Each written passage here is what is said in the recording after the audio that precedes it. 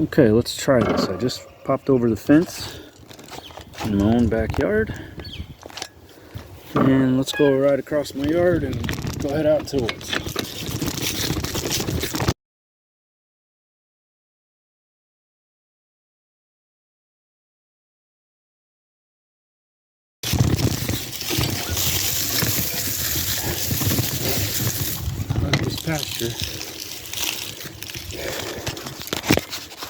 Out at this pasture that I love being in.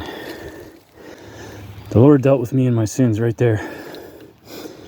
And I don't ever want to leave this place. I don't necessarily want to be yoked to it every day for the rest of my life, but this land is never going to not be ours. This is my son's. If he doesn't want it, he can sell it after I'm dead.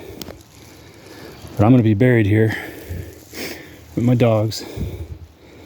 My daughter's land is 5 or 6 doors that way. I could climb the fence, walk through the field, and come up in her backyard. Got my first tick on me. This is a 200-acre pasture.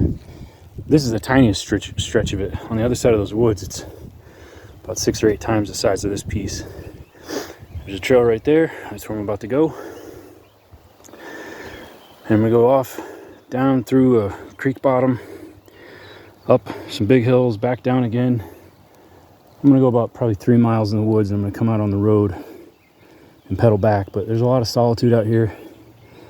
And today in America, we're so obsessed with owning all the land around us, not being able to see any neighbors.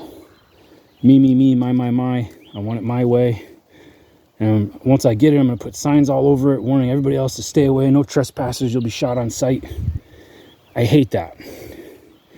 That's what transplants bring. You know, 50 years ago, there wasn't a sign anywhere. People went and fished where they wanted. Said, hey, buddy, to the guy who owned that land. They all knew each other. Everybody knew each other. There was no strangers here 50 years ago. That's why I came here. I don't have a single sign up on my place, on any of them. Everybody knows what's mine. Everybody knows that if they're in my yard to steal something, they'll get an injury. And the other place, I don't have to have a fence on it. It's just, if you don't mean any harm, use it like your own. As soon as you start taking something from me without permission, you know, I'm not the right person to do that to. But I'm about to go across maybe 3,000 acres of land I don't own, but I know everybody who owns it. And they're all good people, and they're all like, do what you want.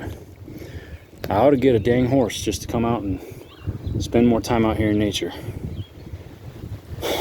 Or a pretty cowgirl with her own horse, so she can pay to feed it. Maybe that's what I need.